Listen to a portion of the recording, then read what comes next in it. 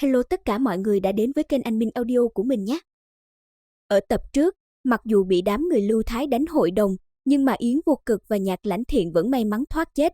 Do biết hiện tại cũng không thể bắt được hai người này, thế là Tần Trần cho Hắc Nô tiêu diệt toàn bộ Lưu Tiên Tông. Sau khi xóa sổ cả tông môn xong xuôi, cả đám liền quay lại hoàn thành. Mà lúc này tại một khe núi cách đó không xa, có một bóng người đang nấp trong đó nhìn về phía đám người Lưu Thái vừa rời đi. Người này chính là Yến Vô Cực. Lúc này, trên mặt hắn hiện rõ vẻ tức giận. Hắn biết sau vụ việc lần này, thì bản thân không thể ở lại Đại Uy Vương Triều được nữa, thế là ngay lập tức liền quay người rời đi. Nhưng mà chưa kịp rời đi, thì hắn liền cảm nhận thấy có một thân ảnh đang tiến đến nơi này. Sau khi biết được người đến là Nhạc Lãnh Thiện, liền khiến Yến Vô Cực kinh ngạc thốt lên, ngươi làm sao cũng trốn đến nơi này. Nghe Yến Vô Cực hỏi thế, Nhạc Lãnh Thiện sắc mặt khó coi nói, chẳng lẽ Yến Tông chủ mong ta chết dưới tay của đám người Lưu Thái đó sao? Dứt lời, Nhạc Lãnh Thiện liền nhẹ nhàng tiến đến bên cạnh Yến Vô Cực. Về phía Yến Vô Cực, khi thấy Nhạc Lãnh Thiện nói thế thì hắn cười nói, Nhạc Tông chủ hiểu lầm rồi, ta cũng không ngờ Lưu Thái lại dùng thủ đoạn đó để đối phó với chúng ta. Nhưng mà Nhạc Tông chủ ngươi không có chết, vậy thì trước hết chúng ta tìm một nơi dưỡng thương trước, sau đó sẽ nghĩ cách trả thù. Yến Vô Cực vừa nói xong, thì Nhạc Lãnh Thiện đã tiến đến trước người hắn. Thế rồi bàn tay Nhạc Lãnh Thiện vung lên, hóa thành chảo chụp thẳng lên đầu Yến Vô Cực, sau đó 5 ngón tay đâm sâu vào trong đầu hắn. Bị Nhạc Lãnh Thiện cho một kích bất ngờ như thế, Yến Vô Cực gầm lên đau đớn quát, Nhạc Lãnh Thiện, ngươi làm gì thế, mau buông ta ra. Mặc cho Yến Vô Cực có kêu gào thảm thiết thế nào, thì Nhạc Lãnh Thiện vẫn không ngừng hút tinh huyết từ trong người hắn. Chỉ mấy hơi thở trôi qua, Yến Vô Cực đã trở thành một cái xác khô bị hút sạch tinh huyết. Sau khi hút cạn tinh huyết của Yến Vô Cực, thì thương thế trên người Nhạc Lãnh Thiện đã đỡ hơn rất nhiều. Không chỉ vậy, thực lực của hắn cũng đã hồi phục lại không ít. Biết lần này cũng không thể ở lại đây được nữa, nên thoát cái thân hình hắn đã biến mất khỏi khu rừng này, rồi sau đó thì cấp tốc rời khỏi Đại Uy Vương Triều. Mà lúc này trong hoàng thành, khi đám người Lưu Thái vừa về đến nơi, thì ngay trong đêm hôm đó, Lưu Huyền Duệ đã tập hợp tất cả cấm vệ quân đi tàn sát đám dương nghiệt còn lại của Lãnh gia, Ngô gia, Vô Cực Tông và Quy Nguyên Tông. Sang ngày hôm sau, tin tức lão tổ Lãnh gia, Ngô gia, Vô Cực Tông và Quy Nguyên Tông liên thủ với nhau trong bóng tối tập sát đương kim bệ hạ, cuối cùng thì bị hoàng thất ra tay tiêu diệt liền được truyền khắp thành. Mà cũng trong ngày hôm đó, phần tử còn sót lại của 4 thế lực này đều bị bắt lại hết, sau đó được đưa lên pháp trường xử tử toàn bộ. Sau khi xử lý gọn gàng 4 gia tộc, thì lúc này ở trong phòng nghị sự, Tần Trần liền bàn giao số lượng lớn đan dược cùng vũ khí trang bị cho hoàng thất. Mà Lưu Huyền Duệ thấy trong thời gian ngắn như vậy mà Trần Đế Các đã hoàn thành xong đơn hàng, thì cũng không khỏi chấn kinh. Rồi ngay sau đó hắn liền cho người chuyển toàn bộ số đan dược và vũ khí này ra tiền tuyến. Tại Định Quân Thành, bên ngoài thành lúc này đang tập hợp 30 vạn đại quân của Đại Chu Vương Triều, mà người dẫn quân lần này chính là thống soái Chu Tôn danh tiếng lẫy lừng, tu vi của hắn cũng đã là thất giai sơ kỳ vũ vương rồi. Lúc này, Chu Tôn sau khi nghe được báo cáo là Định Quân Thành không chịu đầu hàng thì vô cùng ngạc nhiên. Vì từ mấy ngày trước, khi hắn dẫn quân vào xâm chiếm Đại Uy Vương Triều, thì quân đội ở đây đều bỏ thành chạy hết, chứ chưa thấy một thành trì nào dám đánh một trận với hắn. Thế là do ngứa ngáy chân tay, Chu Tôn liền hạ lệnh cho toàn quân xông lên tấn công. Về phía Đại Uy Vương Triều, Lưu Huyền Duệ hiện đang đứng trên tường thành cổ vũ sĩ khí đại quân. Hắn nói mấy ngày trước hắn hạ lệnh bỏ thành lui binh, nguyên nhân là do 4 thế lực Lãnh gia, Ngô gia, Vô Cực Tông và Quy Nguyên Tông cùng nhau tạo phản. Vừa nghe được lời này của Lưu Huyền Duệ, tất cả các tướng sĩ đều sao động hẳn lên. Thấy vậy, Lưu Huyền Duệ liền nói, nhưng các vị yên tâm, hiện tại 4 thế lực đó đã bị ta triệt để hủy diệt. Mà hiện tại mục tiêu của chúng ta là giết hết những tên Đại Chu Vương Triều xâm lược kia. Hôm nay là ngày để cho các vị xả hết một bụng oán khí, mà trong thời gian qua không được ra chiến trường giết địch. Lưu Huyền Duệ vừa nói xong lời này, làm cho 10 vạn đại quân kích động hẳn lên.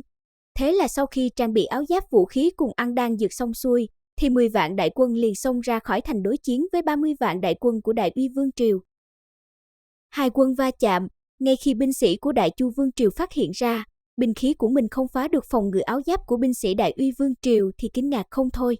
Không chỉ có thế, mà ngay cả binh sĩ của Đại Uy Vương Triều cũng kinh ngạc. Bọn họ cũng không ngờ tới hiệu quả phòng ngự của áo giáp lại kinh khủng đến như vậy. Rồi sau đó kinh ngạc liền trở thành kích động, thế là cả đám binh sĩ đều hung hăng lao lên chém giết. Mà dưới thế công đó, Khi binh sĩ của Đại Uy Vương triều đi đến đâu thì binh sĩ của Đại Chu Vương triều chết đến đó. Lúc này, đứng trên tường thành quan sát trận chiến, Lưu Huyền Duệ cũng ngạc nhiên đến ngây người, hắn cũng không thể ngờ tới trang bị mà Tần Trần cung cấp lại mang đến hiệu quả cao đến như thế. Mà bên phía Đại Chu Vương triều, khi thấy binh sĩ đang hoảng loạn rút lui, thì Chu Tôn phẫn nộ quát, ai nói cho ta biết rốt cuộc đã xảy ra chuyện gì? Nghe thấy vậy, một tên tướng lĩnh chạy lại nói, bẩm báo tướng quân, không biết binh sĩ bên Đại Uy Vương triều ăn loại đan dược gì, mà thực lực so với binh sĩ bên ta cường hãn hơn rất nhiều. Không những thế, ngay cả loại áo giáp bọn chúng mặc có sức phòng thủ rất chắc chắn, binh khí bên ta căn bản là không thể phá nổi. Tên tướng quân này vừa nói xong, thì một tên tướng quân khác chạy lại nói, bẩm báo tướng quân, sau một hồi giao tranh thì quân ta đã chết trận hơn 10 vạn binh sĩ, mà bên Đại Uy Vương triều thì không có binh sĩ nào tử thương. Vừa nghe xong tin này Chu Tôn sắc mặt đại biến, rồi hắn quát lớn, lập tức rút quân. Nhưng đúng lúc đó, một tiếng cười to vang lên, kèm theo đó là một giọng nói truyền đến. Chu Tôn, nếu đã đến đây rồi thì cần gì phải gấp gáp rời đi như vậy? Giọng nói vừa dứt, thì ngay sau đó thân hình của Phó Tinh Thành liền xuất hiện trên bầu trời. Thấy có người đột nhiên xuất hiện, Chu Tôn ngẩng đầu lên nhìn rồi nói, các hạ là ai mà dám ngăn cản ta? Nghe thế, Phó Tinh Thành cười to nói, Chu Tôn, ngươi cầm đầu đại quân sang xâm lược Đại Uy Vương triều, mà ngay cả đến Phó Tinh Thành ta cũng không biết sao? Nghe được tên này, Chu Tôn liền nhớ đến một số thông tin tình báo mà lãnh gia đã cung cấp, rồi hắn lên tiếng nói, hóa ra là Phó Tinh Thành viện trưởng, mà ngươi không ở trường dạy học đi, tự dưng chạy đến đây làm gì, chẳng lẽ là muốn cảm hóa ta sao? Nghe vậy, Phó Tinh Thành cười nói, Đại Chu Vương triều các ngươi đều là súc sinh thì làm sao có thể cảm hóa, hôm nay ta đến đây là để giết ngươi.